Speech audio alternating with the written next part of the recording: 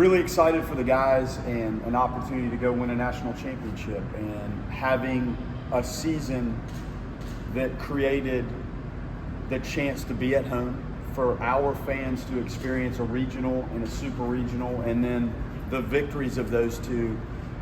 A lot of good benchmarks to what happened in the last 4 or 5 months, and to start the season, whatever it was, 19-0, and to manage the difficult midweek stuff that we face here, manage the difficulty of the ACC. I think in the conversations throughout the course of the season, there's always the question of the ACC, the SEC, the strength of those leagues, and I think it played out remarkably well that it's split, really good teams.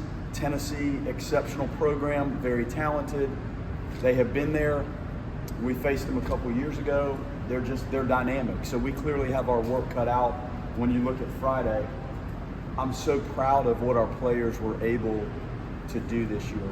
I am thankful for our fans, for the animals, the atmosphere that was created here, the sincerity of engagement to pitch by pitch, involvement in our games is what separates this program. And I wish everybody that was here for the last 2 weekends could go with us to Omaha and experience this.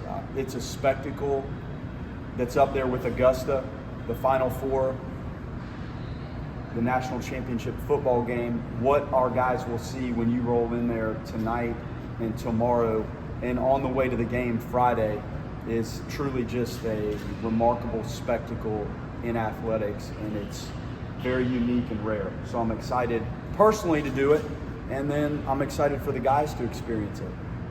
For myself, to have JT and NC State get back there, my wife is she was either going to be the happiest woman on the planet at 10 o'clock on Monday night or the most upset.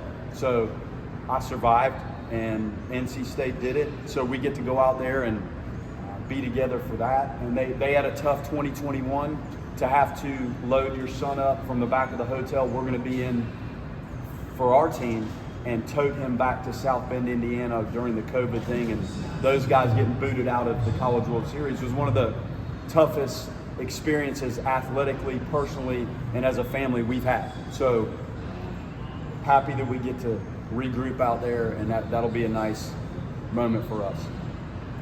Coach, one of the things you mentioned was the animals and the fan support you guys have felt all season. What are you expecting? What are you looking forward to from the fans who do make the trip out to Omaha?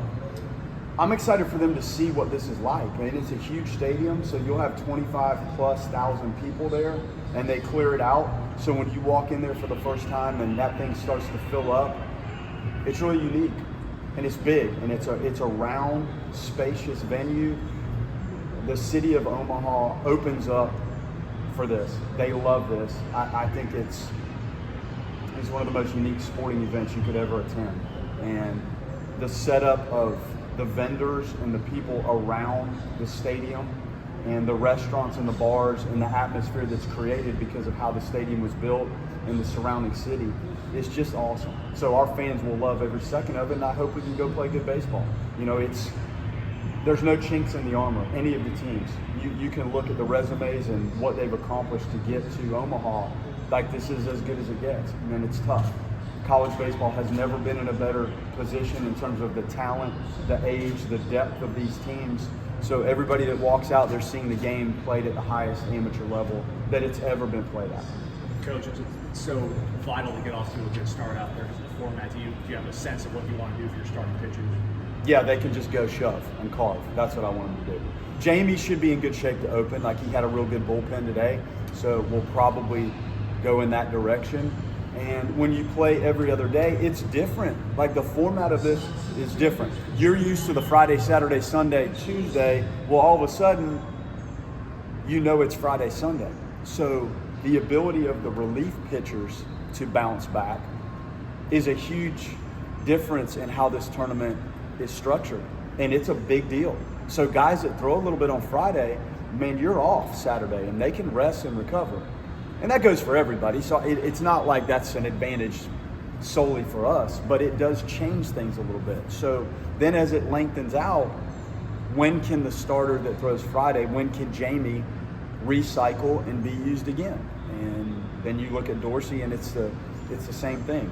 But clearly, getting off to a good start is huge. And when he's on his game, he's as good as anybody I've ever seen. So we just need him on it. And the defense is different out here. Now, I will tell you that. When we walk in that stadium today, I wanted the guys to see it.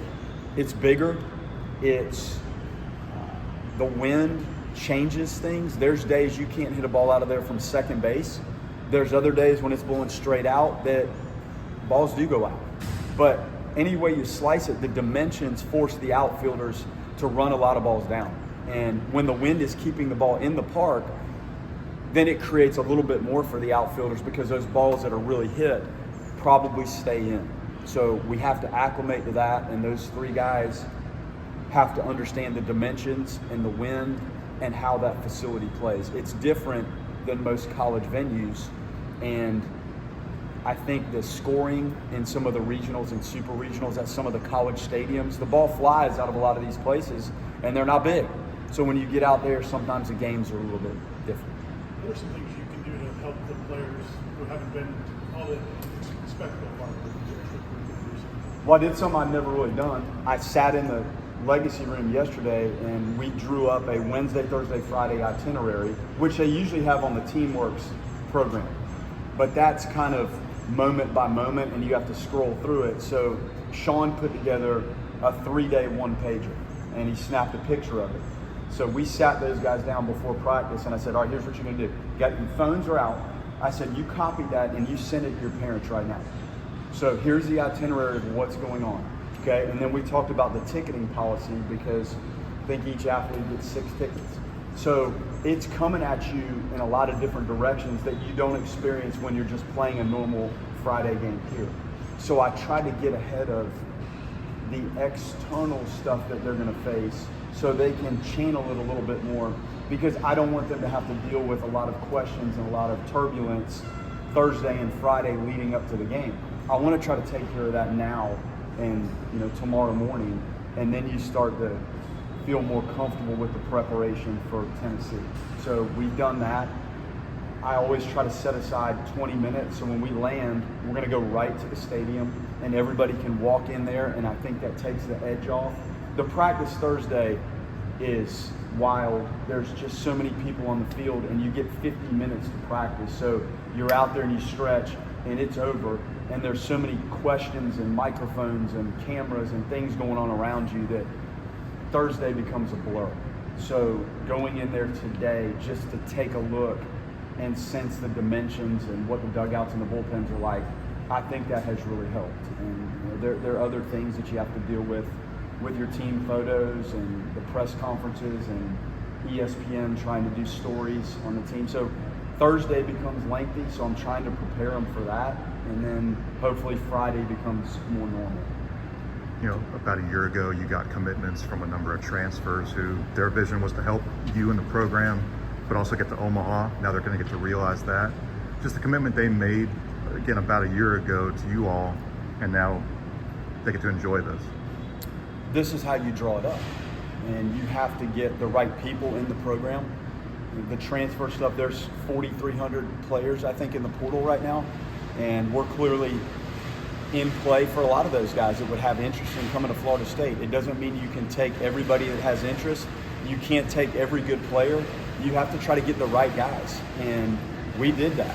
And had we been completely healthy all year, I think you might even have a different feel going into this. But I bet if you ask the other 7 coaches, they're probably not healthy either. So you have to create enough depth to cover yourself, and getting some local guys and some area guys back involved in this. I think the pride they have in trying to get on this bus, to get on the plane, to land in Omaha, I think it goes a long way. So I'm proud of what we're able to do to try to get it right.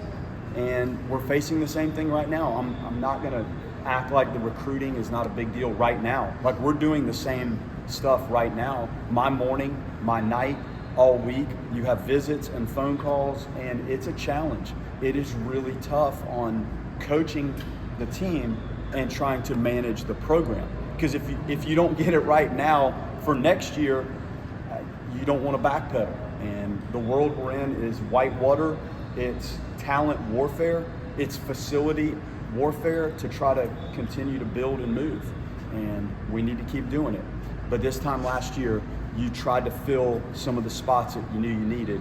And we did it with quality kids, which adds to the talent, and I think you see the result. Let's go to more.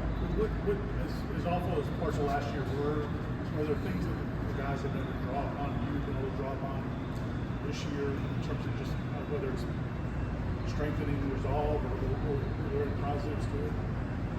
Well, every day you're doing this, you learn. And last year he learned through some very difficult moments in a team that had so many young players. So you're learning and you're trying to stay positive with things. You're recruiting. You're trying to develop Cam Smith and Jamie Arnold, Tibbs and Ferrer and these other guys that you knew would be contributors. And that was what it was. There's really nothing I can do to change what happened last year other than try to build a roster and put the returning guys in the best possible position moving forward. So what did I learn from that? What did we learn? You learn how important roster management and building in this era of college athletics. And you go talk to Mike Norvell, and it's the same thing. How you manage and acquire and get the talent into the program lays the foundation for how you build culture, how you practice, the structure of the calendar. So you learned through some difficult moments last year, and I think it probably galvanized some of those young kids that went through it that returned as much more experienced, seasoned players this year.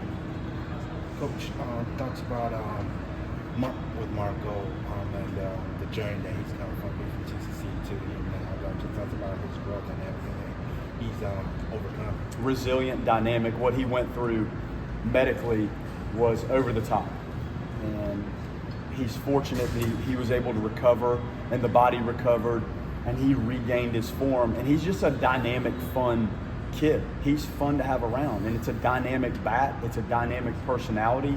He's a great kid. So this has been really fun personally to watch him evolve and grow. I think he's positioned himself really well for the next level of baseball and what's looming when we get to the draft in a month. So he's awesome. And he's a functional catcher. He did so well DHing, and we clearly have other capable catchers that we kind of just let that go. But I'm so proud of what he overcame and what he's done and the foundation he's laid himself here that's going to help him when the draft rolls around in a month.